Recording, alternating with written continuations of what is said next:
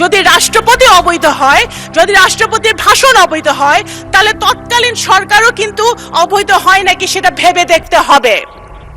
খাল খনন, গার্মেন্টস শিল্প, পার্লামেন্টারি ডেমোক্রেসি, তত্ত্বাবধায়ক সরকার থেকে শুরু করে নারী শিক্ষা, সব কিছুর পিছনে ছিল বিএনপির হাত, দেশনেত্রী বেগম খালেদা জিয়া। এবং ধন্যবাদ মাননীয় স্পিকার।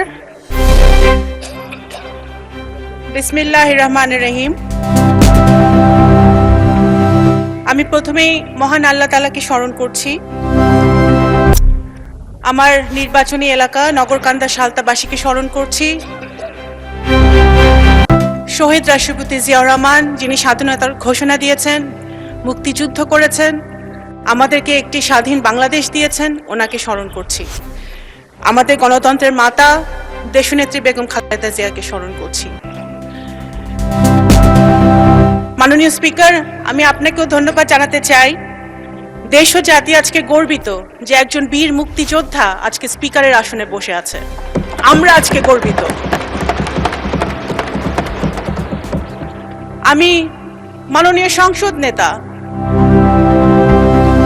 দেশের প্রধানমন্ত্রী জনাব তারেক রহমানকে ধন্যবাদ জানাতে চাই। মাননীয় স্পিকার,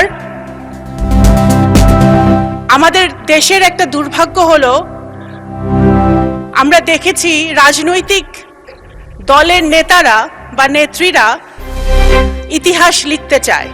যখন আমরা ইতিহাস লেখার চেষ্টা করি, যেমন আমরা দেখেছি কত ফ্যাসিবাদ আওয়ামী লীগ সরকার নিজের আপন মনের মাধুরী মিশিয়ে ইতিহাস বিকৃত করেছিল, সেই ইতিহাস যখন আমরা লিখতে চাই তখন আমরা আপন মনের মাধুরী মিশিয়ে ইতিহাস লেখার চেষ্টা করি। আমি মনে করি বাংলাদেশের ইতিহাস, মুক্তিযুদ্ধের ইতিহাস ইতিহাসবিদদের লেখা উচিত। তাহলে বোঝা যাবে কার কখন কিভাবে কোন সময় কোন ভূমিকা ছিল।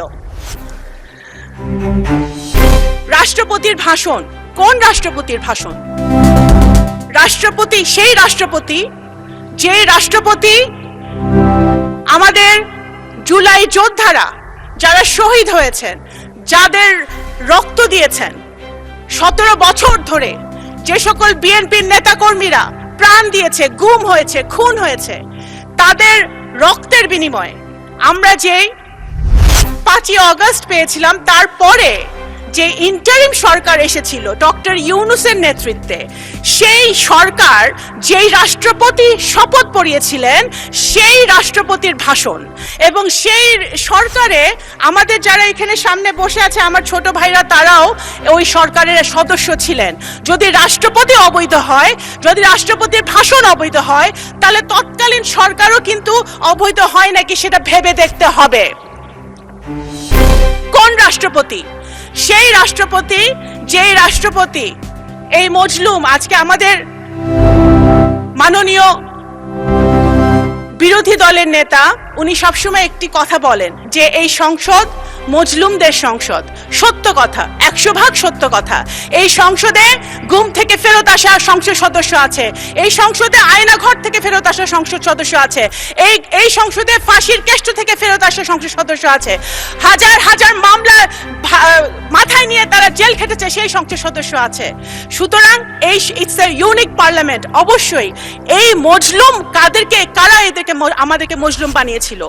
গত ফ্যাসিবাদী সরকার যারা আমাদেরকে মজলুম বানিয়েছিল, সেই মজলুমের পার্লামেন্টে মজলুম দ্বারা নির্বাচিত রাষ্ট্রপতি এসে যখন ফ্যাসিবাদের বিরুদ্ধে কথা বলে, গুম খুনের বিরুদ্ধে কথা বলে, গণতন্ত্রের পক্ষে কথা বলে, শহীদ জিয়ার পক্ষে কথা বলে, বেগম খালেদা জিয়ার গুণগান গায়, বিএনপির গুণগান গায়, সেটা অবশ্যই আমাদের আন্দোলনের সার্থকতা। মাননীয় স্পিকার, এখন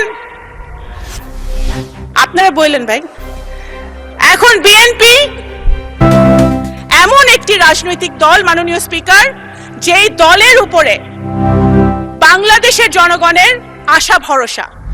সুতরাং বিএনপিকে ক্রিটিসাইজ হবে সেটা আমরা জানি। বিএনপি এমন একটি দল যেই দলের নেতাকর্মীরা সেই দলের নেত্রীর মতো আপোষহীন হয়ে একদিনের জন্য আইডেন্টিটি গোপন করে রাজনীতি করে নাই।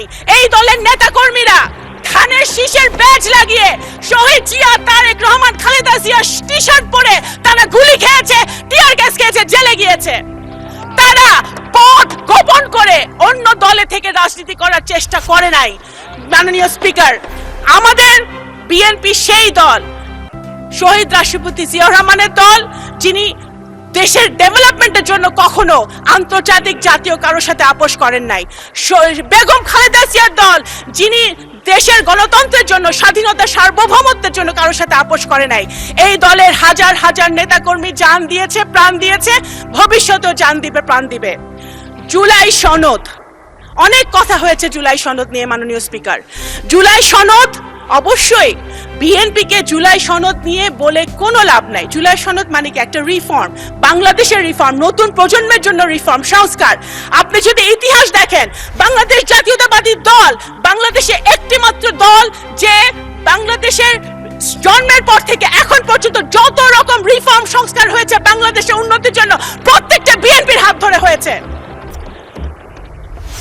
খাল খনন, গার্মেন্টস শিল্প, পার্লামেন্টারি ডেমোক্রেসি, তত্ত্বাবধায়ক সরকার থেকে শুরু করে নারী শিক্ষা, সব কিছুর পিছনে ছিল বিএনপির হাত, দেশনেত্রী বেগম খালেদা জিয়া এবং শহীদ জিয়ার হাত। এবং এখন যেটা হচ্ছে reform, family card, farmers card, আমাদের নতুন প্রজন্মের জন্য কাজ, এই সব কিছুই হচ্ছে জনাব তারেক রহমান বিএনপির হাত দিয়ে, যেটার আপনারাও সুফল পাবেন ইনশাল্লাহ বিরোধী দলের নেতৃবৃন্দ। সুতরাং বিএনপিকে জুলাই সনদ বাস্তবায়ন হবে না সেটা বলে লাভ নেই। বিএনপির হাত দিয়ে জুলাই সনদ বাস্তবায়ন হবে ইনশাল্লাহ। এবং মাননীয় স্পিকার, শুধু এই যে সকল অন্যায়, অত্যাচার, অবিচার বাংলাদেশের মাটিতে হয়েছে, জুলাই অভ্যুত্থানে যারা শহীদ হয়েছে, আমাদের যারা গুম হয়েছে, যারা খুন হয়েছে, তাদের বিচারও বিএনপির হাত দিয়ে হবে ইনশাল্লাহ বাংলাদেশের মাটিতে। মাননীয় স্পিকার, আমরা খুশি, আমি ব্যক্তিগতভাবে আমি একজন রাজনৈতিক কর্মী হিসেবে খুশি হয়েছিলাম যখন আমাদের দেশের ছেলেমেয়েরা মাঠে নেমেছিল কোটার আন্দোলনে, একটা ইস্যুকে কেন্দ্র করে, দেশকে ভালোবেসে। আমরা সেটা খুশি হয়েছিলাম, কারণ আমরা সবসময় বলে আসছিলাম যে এই দেশের নতুন প্রজন্ম রাজনীতি পছন্দ করে না, দেশকে ভালোবাসে না। সেটা জুলাই অভ্যুত্থান মিথ্যা প্রমাণ করেছে। কিন্তু আমরা এটাও দেখেছি জুলাই সনদের পর, জুলাই অভ্যুত্থানের পরে, 5ই আগস্টের পরে যে সরকার গঠিত হয়েছে, সেই সরকারে আমাদের যারা নবীনরা ছিলেন, আমাদের ভাইরা ছিলেন, তাদের বিরুদ্ধেও আনফরচুনেটলি গত 1.5 বছরে দুর্নীতির অভিযোগ উঠেছে। এটা কিন্তু মাননীয় স্পিকার, যখন আমরা নতুন বাংলাদেশের কথা বলি, নতুন অভ্যুত্থানের কথা বলি, নতুন প্রজন্মের কথা বলি, তখন আমরা এই জিনিসটা আশা করি না। আপনারা শুধু ফেসবুকে স্ট্যাটাস দিয়ে ভাইরাল হওয়ার জন্য বড় বড় কথা বলে পলিটিক্স হয় না মাননীয় স্পিকার। দেশের জন্য যদি কাজ করতে হয়, দেশের জনগণের জন্য যদি কাজ করতে হয়, সরকার, বিরোধী দল সরকার একটি অত্যন্ত গুরুত্বপূর্ণ অংশ। যদি সরকারে থেকে কাজ করতে হয়, তাহলে এক্সপিরিয়েন্স যেমন দরকার, সাহস যেরকম দরকার, বুদ্ধিমত্তাও সেরকম দরকার।